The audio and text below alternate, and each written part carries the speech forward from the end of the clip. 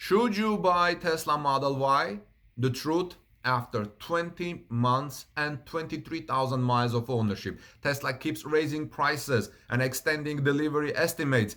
Is it time to place your order or to wait? Welcome back, friends. This is Armin Harayan from TorqueNews.com. Please subscribe to this channel for daily valuable Tesla news. Stephen Loveday on Inside EVs has a valuable analysis of Ryan Shaw's Model Y review and analysis after 20 months of Tesla Model Y ownership and 20,000 miles of driving. 23 miles. And Tesla's YouTube influencer Ryan Shaw got his Tesla Model Y not long after the automaker first started delivering the electric crossover in March 2020. He's now had the SUV for almost 20 months and racked up about 23,000 miles. Shaw says it's time to talk about the good, the bad, the frustrating, and the awesome. So let's look at that together. Regardless of which individual reviewer or media outlet we turn for Tesla reviews, it seems that they all talk about the good, bad, frustrating, and awesome, notes Loveday in Inside EVs. For the most part, Tesla owners tend to believe their cars are awesome in so many ways, though some are also willing to admit Tesla still has work to do in some areas. Shaw provides a very enthusiastic review of the Model Y, which is to be expected. However, he also offers some valid criticism. In this video reports, in the description, you will have the link to Shaw's video, and you can take a look at that as well as link to Inside EVs. When the Model Y was first coming to market, Tesla CEO Elon Musk said it would eventually be the brand's best-selling model. He also went on to say that the Model Y could end up being the best-selling car of any kind across globe. That means it has to sell more than Toyota Corolla, which at the time was the best-selling car in the world. This was a bit difficult to believe since the Model 3 has been so successful for Tesla and it's cheaper, quicker, and sportier than the Model Y. It really seemed as though the sporty mid-size sedan would be tough to top, unless, of course, Tesla brought a smaller, cheaper model to market. The Model Y is expected and it doesn't come in a base single motor rear wheel drive configuration, at least not in the States and not in the present. However, crossovers and sport utility vehicles are very popular in our shores in the United States, and it seems people are willing to pay premium to get an electric crossover or to get an electric SUV. Shaw says it's widely known that Tesla has inconsistencies with build quality. The Model Y is a $57,000 vehicle, so for people to experience issues like rattles, squeaks, panel gaps, seat misalignments, and paint issues should be unacceptable for that price.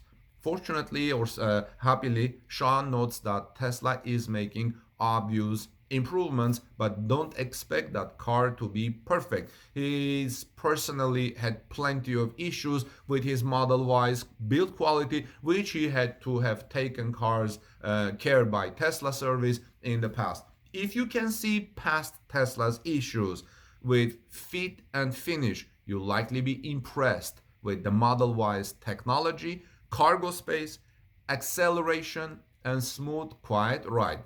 And I'm glad to say, for people considering the Model Y, Shaw talks about it in general details for 25 minutes. You will be hard-pressed to find a more in-depth review, says Loveday in Inside EVs, especially from someone who has actually owned the car for a long time, such as 20 months and 23,000 miles of ownership. That said, we'll leave it for you to do it, for you to decide. Check out Shaw's video and then leave us your takeaways, your comments in this comment section below. So do you own a Model Y or another Tesla or another electric vehicle? If not, are you considering a crossover?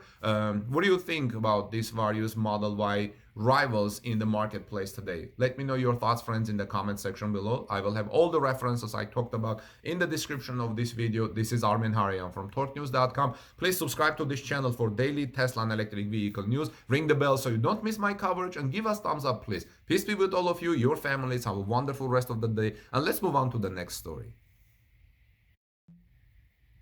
I'm going to tell you about Tesla's new battery. Tesla's new battery has CATL cells inside. In other words, Tesla's new 12-volt lithium-ion auxiliary battery has CATL cells inside. It's time for an in-depth teardown and presentation of Tesla's lithium-ion 12-volt auxiliary battery. Welcome back, friends. This is Armin Harian from TorqueNews.com.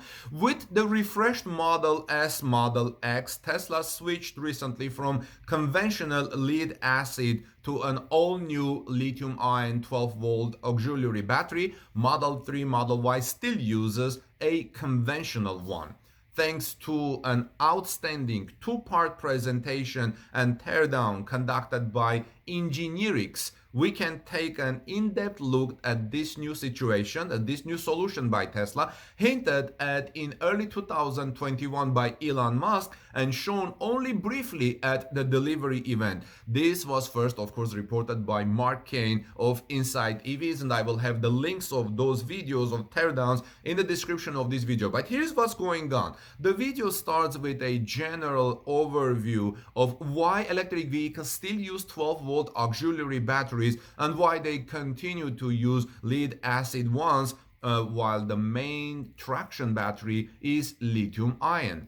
The lead acid batteries turned out to be problematic in electric vehicles due to a different use case than a starter battery, and manufacturers are expected to switch to lithium-ion versions sooner or later, partially with the potential transition to 46-volt auxiliary system.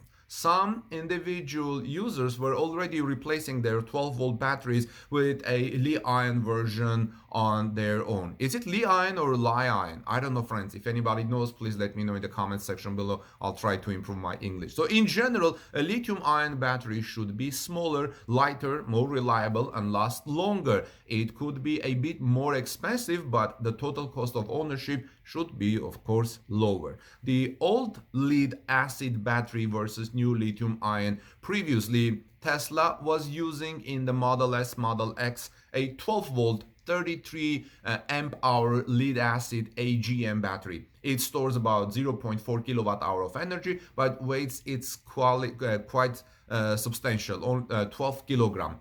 According to Engineerix, it's spelled INGINEENX, the batteries last Tesla about 2 or 4 years, which is pretty low and sometimes cause unexpected problems if the car stopped working. This was the older battery. The new lithium-ion battery is much smaller and much lighter, only about 4 pounds, 1.8 kilogram. That's because it's much higher energy density, but also has a lower energy content. So we assume that with a more reliable and smart solutions, there is no need for the 0.4 kilowatt hour. The battery has only 0.1 kilowatt hour of energy, according to that description. The nominal voltage is slightly higher than normally in lead acid batteries, which is 12.8 volt, with 4 cells in series, 3.7 volt nominal.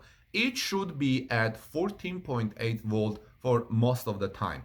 As we can see in the second video, please look in the description of this report. The links will be there. The new battery consists of BMS circuit board made by CATL and 4 prismatic NMC lithium-ion battery cells connected in series together. It means that not only are the entry-level Model 3 and Tesla Model Y equipped with CATL batteries, LFP traction batteries, but also the all-new flagship Model S, Model X has CATL batteries, just the auxiliary, not traction ones. There are no signs of heating system for the battery, which indicates that it's not required.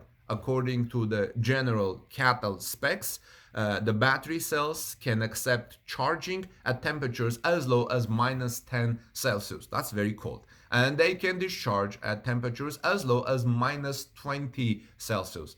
There is a theory that the system can heat up the battery with a repeated slow charging, discharging if need, with actually repeated slow charging and discharging if needed. The cycle life appears to be high at over 2000 cycles until the capacity will decrease to 80% of the initial value. If everything was well designed, it should last as long as the car. Well, this is very exciting, right? It's very interesting that CATL is also making some batteries for, although auxiliary, for the Tesla's top-selling top models and high-end models. This is Armin Harayan from TalkNews.com. Please subscribe to our channel for daily Tesla news. Ring the bell so you don't miss my next coverage. Have a great day and look forward to my next story. Peace be with all of you and your families. Let's move on to the next Tesla story, friends.